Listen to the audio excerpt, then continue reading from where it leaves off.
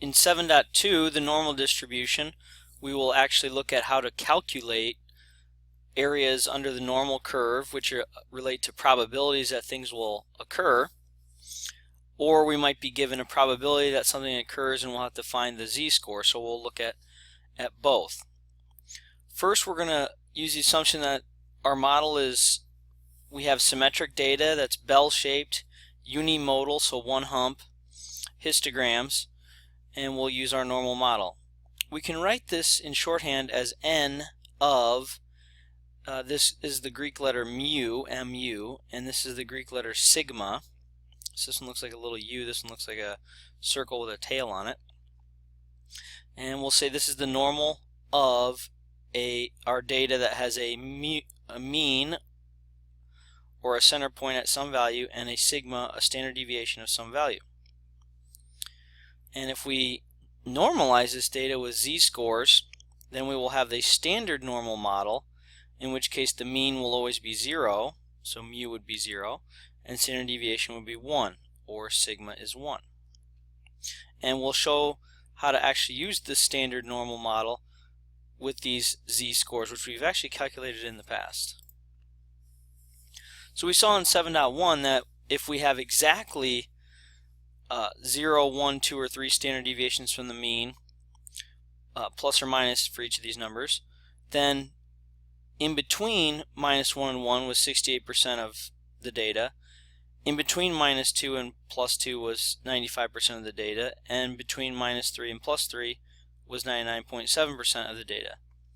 And we called that the 68, 8, 95, 99.7 rule to determine normal probabilities. Well, there's a pretty good chance that the data we're asking about is not exactly 1 standard deviation or 2 or 3 away from the mean, so we're going to have to do a little more work than just memorize these kind of standard integer values here.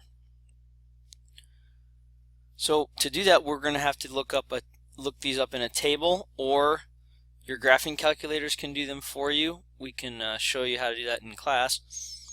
But for today's video, we'll show you the tables. So we'll do a couple examples to really help see this. So here's a pretty common one. It's the S80. So it says that it has a roughly unimodal, again, one mode, symmetric, and is designed to have an overall mean of 500 and a standard deviation of 100. So this would be n of 500 comma 100. Suppose you earn a 600 on an SAT test. From the information above and the 68, 95, 99.7 rule, where do you stand among all students who took the SAT? So this is given that we're comparing you against all students, and so we can use this information above, and we'll write it like this. So we know that the normal model that represents our SAT data is centered at 500, so the hump is centered at 500, and then we'll have increments of 100. That's what the standard deviation tells us. So some students score 400, some 600, some 300, some 700. So hopefully you see how we do that. We just are looking at increments of 100. Now we said we scored 600, so notice we are above the mean. And the way that the normal table works, the normal curve works, is larger values are going to be, it gets larger as we move from left to right. So over here would be the students that scored very poorly, and over here on this right tail would be the students who scored very high. And so we see that we scored 600, so we are exactly one tick mark or one standard deviation above the mean. And so the question is how many students are below this value. So we shade in everything to the left of our 600. And by the 68, 95, 99.7 rule, we know that 68% of students are going to be between minus 1 and 1. So 68% of students will fall between 400 and 600. Now notice that means that 100%, that would be the area of the entire curve, subtracting the area of 400 to 600 would give us that 32% has to be to the left of 400 and to the right of 600. So I've got 32% not accounted for, but I've got it in two places, to the left of 400 and to the right of 600. So I have to divide that 32% by 2 to get 16% are to the left of 400 and 16% are to the right of 600. And so what we can find out is, really what we can say is, well, there's only 16% of students that are above 600. So that means that we had to score better than 100 minus 16%, or 84% of students. So notice they worded it a little differently. They said so about 16% of the test scores were better than 600. So you could say it either way. We could say 84% of students are to the left of this 600 and only 16% are above this 600. So we scored pretty well. Okay, let's look at another one. Assuming that SAT scores are nearly normal with n of 500 and 100, so we're using the same picture, what proportion of SAT scores fall between 450 and 600? So what we have to do in this one is, now this will always work, this procedure I'm about to show you. We didn't do it in the last one because we had exact increments. So in this one we're going to say, well, we've got to calculate z-scores. So for the first one, 600. So if you remember from 7.1, a z-score is your value that you're looking at minus the mean and that number divided by the standard deviation. So notice how these numbers, we do this equation twice. Notice how the mean doesn't change, 500, 500, and the standard deviation doesn't change, 100, 100. So the only thing that's going to change is the number that goes first, the number that you're interested in. So we're interested in 600, so we're going to take that, subtract the mean, 500, and then divide by the 100, which is the standard deviation. So the z-score for a score of 600 is 1.0, and we just saw that. And we just kind of did it by thinking about it, but here's the math behind it. But now we're saying, well, what about the lower end? So the 450 is the lower SAT score we're interested in. So again, we're going to take that score minus 500 and divide by 100. Now notice, 450 is smaller than 500, so this is going to be a negative value. And a negative value divided by a positive value gives us a negative value. So that should hopefully make sense.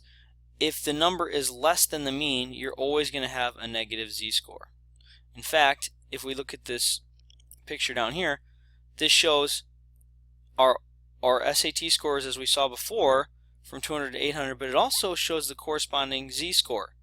So this table has now been normalized, and we have the standard normal curve. Now it has z-scores above these values. So -1 would be an SAT score of 400. -0.5 would be an SAT score of 450. So now we're just working with 0, 1, 2, and 3, or 0, -1, -2, and -3. So we're using standard normal values here. And so for this, we're again going to calculate areas to the left of these values. So for this one, we're going to actually use a z-score table. And so it says we have to find the area to the left of 1 and the area to the left of 0.5, and it's going to tell you what these numbers are, but let me actually show you how they got them. So what you do is you find a z-table like this. There's one in the back of your book in the appendices. And so the first value we found was a z-score of 1.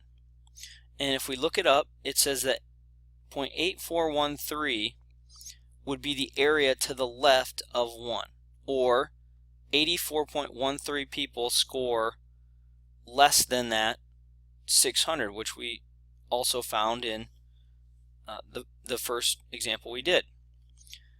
And so now there's one trick to this. There's two different tables. One, all the z values are positive, and the second one, all the z values are negative, which is right here.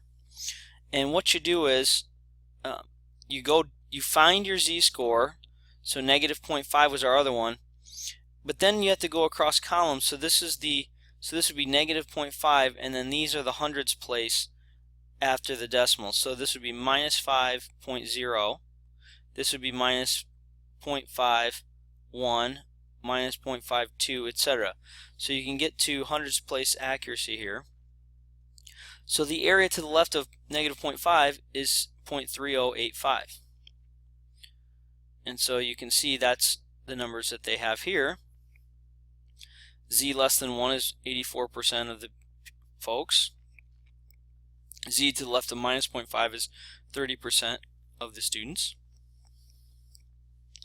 But what you have to do is you have to subtract these two numbers, because you've counted one area twice, so you want to subtract that out.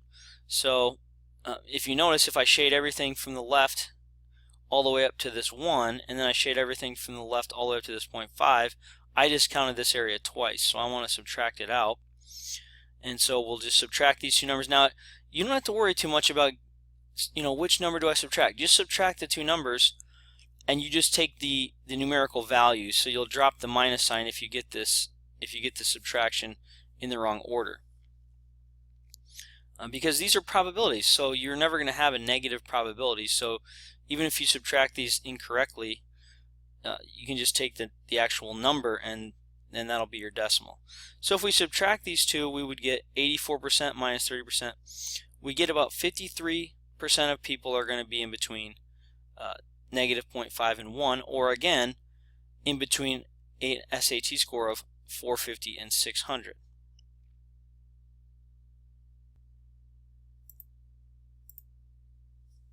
Okay, sometimes we actually have to work the other way. So we're given an area or a probability, and we want to find the z-score. So for this one, a college says it admits only people with SAT scores among the top 10%.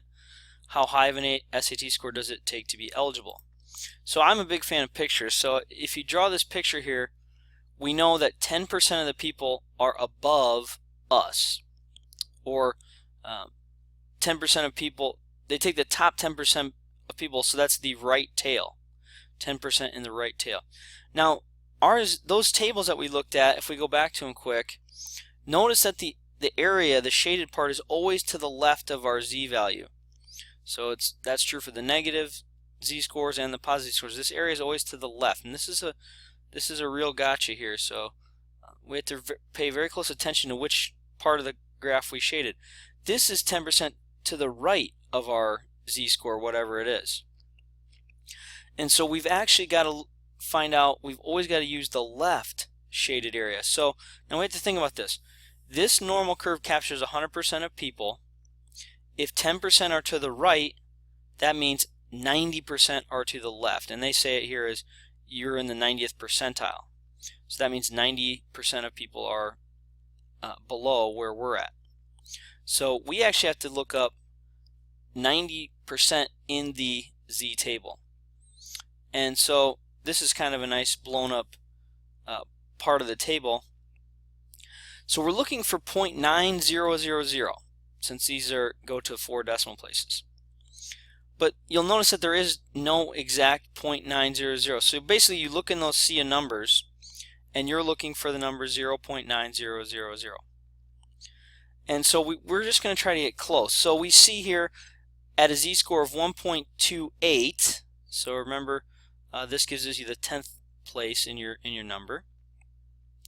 At 1.28, we have a z-score we have an area, a probability of 0.8997. So that's 3 10,000ths off of what we wanted, and that's close enough. So that's pretty good.